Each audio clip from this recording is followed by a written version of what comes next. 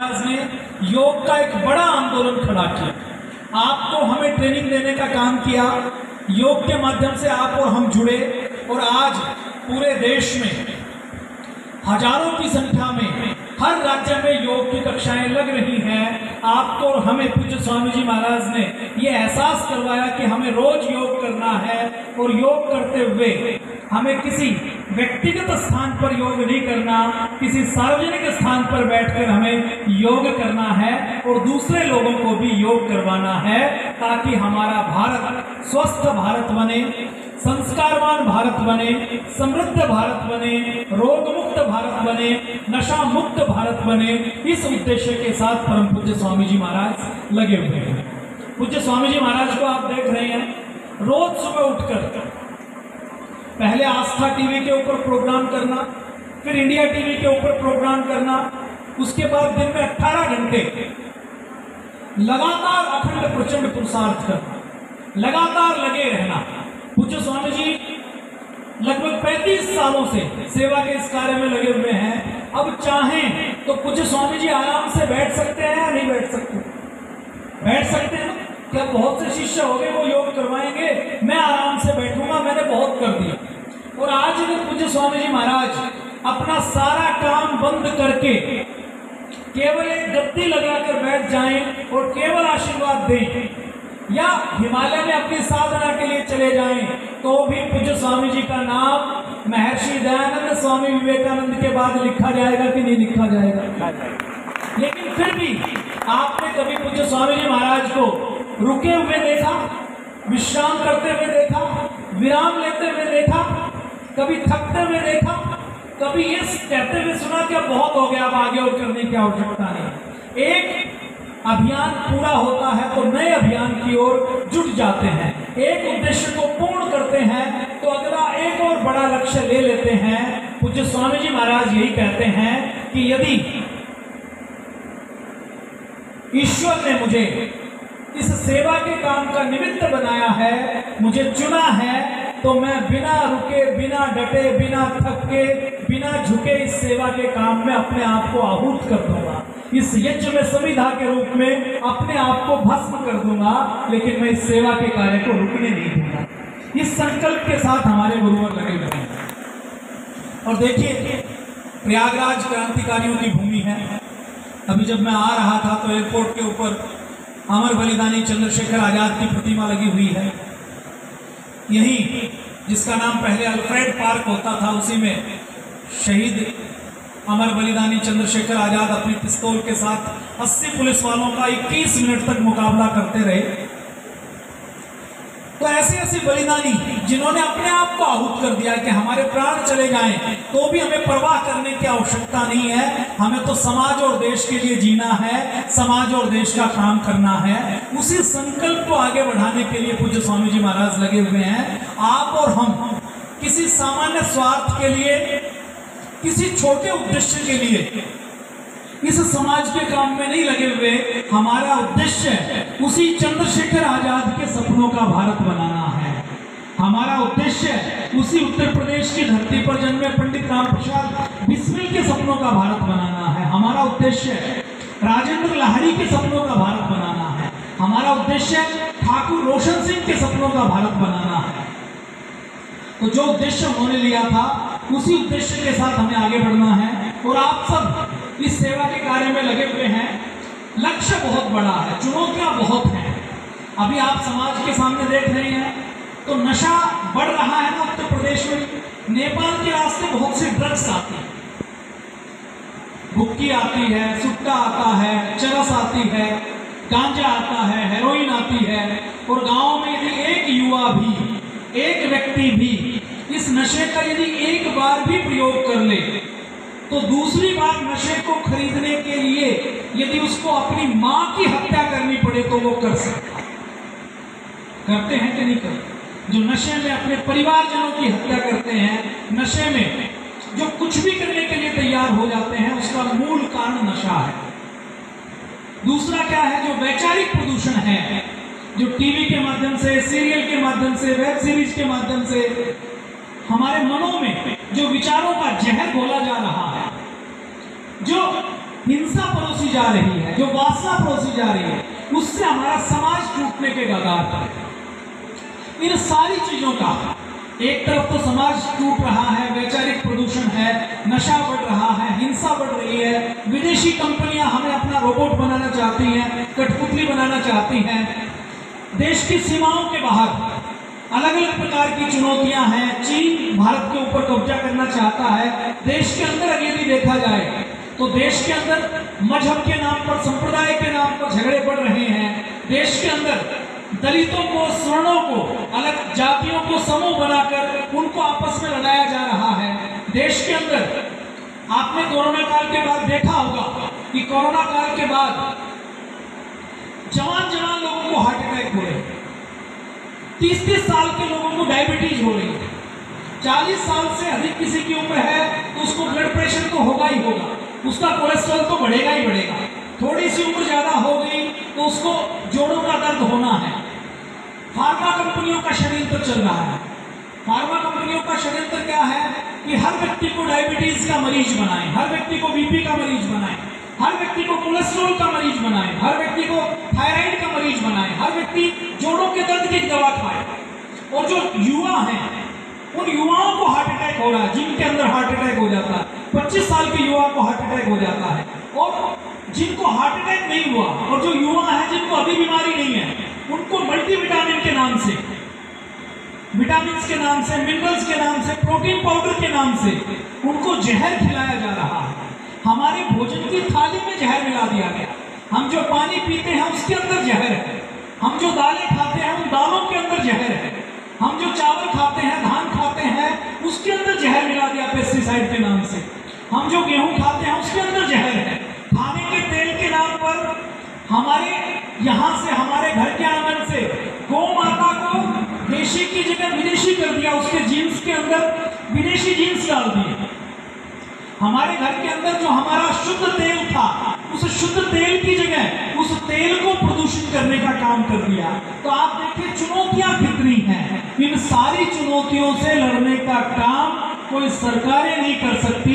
इन चुनौतियों से लड़ने का काम तो समाज को करना पड़ेगा, और गैर राजनीतिक तरीके से इस समाज को जगाने का और इस देश को बचाने का यदि कोई काम कर सकता है तो वो पतंजलि और भारत स्वाभिमान है।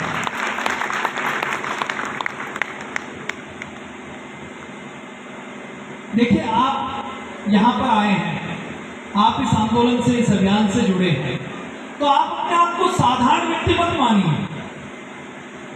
आपके पूर्व जन्म का कोई प्रारब्ध है, आपकी आत्मा का पूर्व जन्म का कोई कार्य अधूरा है जिसको पूरा करने के लिए आप जुड़े हैं।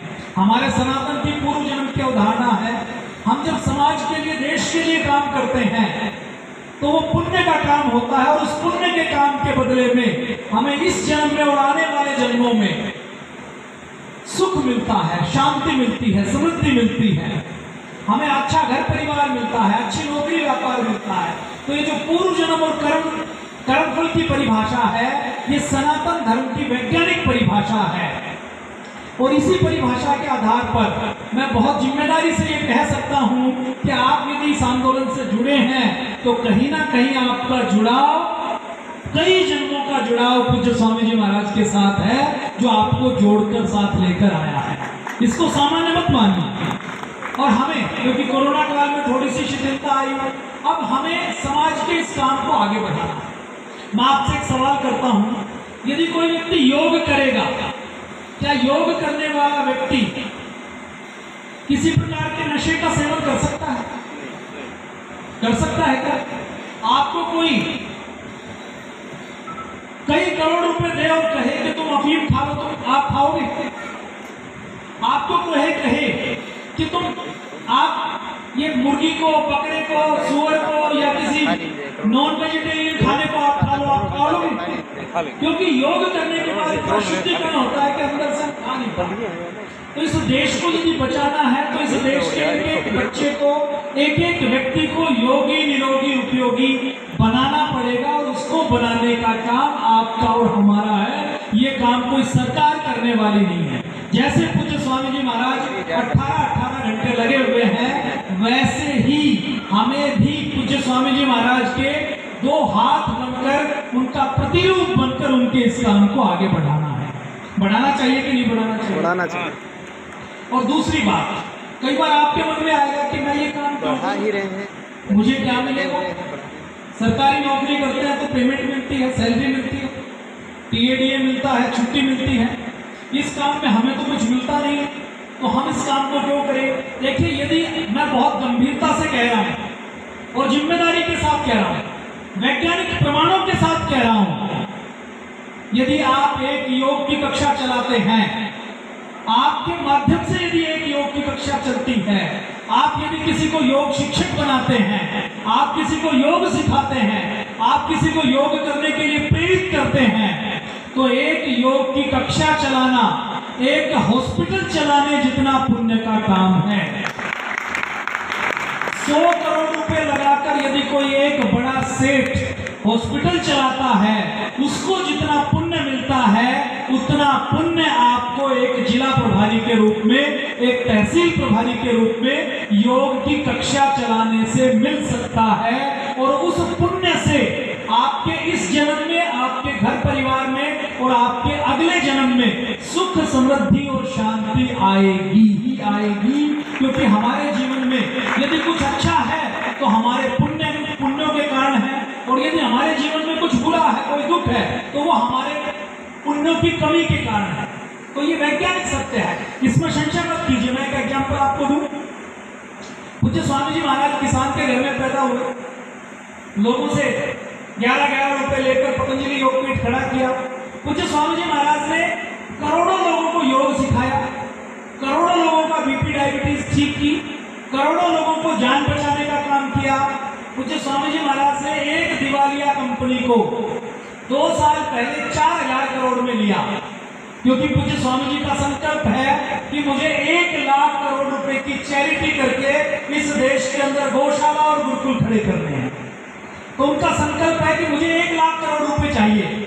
तो पूज्य स्वामी जी सारे बड़े बड़े व्यक्तियों के पास गए, वेदांता वाले, अनिल अग्रवाल से लेकर सबको कहा कि मैं ये देश में ये काम करना चाहता हूँ, आप मुझे सहयोग करो, आपके पास धन संपत्ति बहुत है, आप दे दो। लेकिन जब लोगों का सहयोग, लोगों ने कहा कि यदि कुछ थोड़ा देना है तो हम दे दें, इतना तो हमारे पास भी नहीं है। तो पूज्य स्वामी जी महाराज ने रुचि सोया नाम की एक दिवालिया कंपनी को लिया, 4000 करोड़ में वो कंपनी ली, और 2 साल के अंदर ईश्वर की कृपा देखिए, पूज्य स्वामी जी ने जो पुण्य किए थे, उन पुण्यों से उस कंपनी की वैल्यू आज 50,000 करोड़ है। अब ये 50,000 करोड़ भगवान ने दिए ना, लेकिन दिए क्यों? क्योंकि पूज्य स्वामी जी महाराज ने पुण्य किए थे और आगे और पुण्य करने हैं। तो आप यदि एक योग शिक्षक के रूप में, एक तहसील प्रभारी के रूप में, एक जिला प्रभारी के रूप में जो सेवा दे रहे हैं, जुड़े हुए हैं, तो आप इस सेवा के काम में अपने आप को आहूत कर दीजिए। और आपको ये काम किसी जिला प्रभारी के लिए, राज्य प्रभारी के लिए या मेरे लिए करने की आवश्यकता नहीं है, क्योंकि ये काम आप करेंगे तो आपके माध्यम से जो लोगों का जीवन बदलेगा, जिन लोगों की दवाइयां छूटेगी, जिन लोगों को नींद अच्छी आएगी, जिन लोगों का बीपी डायबिटीज थायराइड ठीक होगा, उन लोगों को जो सुख मिलेगा, वो सुख का पुण्य आपको मिलेगा, और उस पुण्य से आपका जीवन अच्छा जरूर बनेगा। इसमें कोई संशय की बात नहीं। बीएसटी ऐप में आप अपनी रिपोर्टिंग नहीं करें, लेकिन आपने किसी का पुण्य कर दिया तो जो भगवान की रिपोर्टिंग का खाता है, बीएसटी ऐप के अंदर तो गड़बड़ हो सकती है। आप मुझे रिपोर्ट दो तो हो सकता है मैं राग द्वेष करके आपकी रिपोर्ट ऊपर नहीं पहुंचाऊं, आपके जिले वाला नहीं पहुंचाए, आपके राज्य वाले भी गड़बड़ हो सकते हैं, मैं भी गड़बड़ हो सकता हूं। लेकिन ये जो भगवान की व्यवस्था है, उसका जो कैमरा लगा हुआ है, वो ऐसा लगा हुआ है कि आप मन से, कर्म से, वचन से कुछ भी किसी का अच्छा करते हैं तो वो लौट के 100 गुना आपके पास जरूर आएगा। और कर्म करने का, अच्छे कर्म करने का शॉर्टकट यदि कोई तरीका है तो केवल योग सिखाना है, योग करवाना है। ये वैज्ञानिक सत्य है। लेकिन मैं इसलिए नहीं कह रहा कि आपको कुछ करेंगे तो हमारा कोई फायदा होगा। मैं कहता हूं हमारा फायदा, संगठन का लाभ, पतंजलि के उद्देश्य को पूर्ण होना, ये तो सेकेंडरी लाभ है। जो सबसे बड़ा लाभ मिलेगा वो आपको मिलने वाला है। और आप ये योग के प्रचार प्रसार का पुण्य करते करते यदि अपनी जेब से 2,000 रुपये, 5,000 रुपये, 10,000 रुपये खर्च करते हैं तो वो आपका खर्च नहीं है, वो आपकी इन्वेस्टमेंट है जो कई गुना होकर आपको मिलने वाली है। यदि आप 10,000 रुपये खर्च करके 10 योग की कक्षाएं लगा देते हैं, योग शिविर लगा देते हैं, 10,000 रुपये खर्च करके 10-20 व्यक्तियों की बीपी डायबिटीज को आप ठीक कर देते हैं, तो आपको जो पुण्य मिलेगा वो 10 करोड़ का मिलेगा। क्यों? क्योंकि आपने योग के माध्यम से 10,000 से जो लाभ दिया है वो 10 करोड़ रुपए का दूसरे व्यक्तियों को दिया है। तो इस योग के काम में आप कोई कमी मत रखिए। मैं जब बोलने के लिए खड़ा होता हूं तो अलग अलग विषयों के ऊपर खूब बोल सकता हूं, लेकिन मैं अलग विषयों के ऊपर नहीं बोल पाता। क्यों नहीं बोल पाता? तो मुझे लगता है कि सबसे अधिक जो समझने वाली चीज है वो यही है कि हम जो कर्म करेंगे उसका फल हमें जरूर मिलने वाला है, और ये यदि सबने समझ लिया तो उसके बाद कुछ और समझाने की आवश्यकता नहीं। विशुद्ध वैज्ञानिक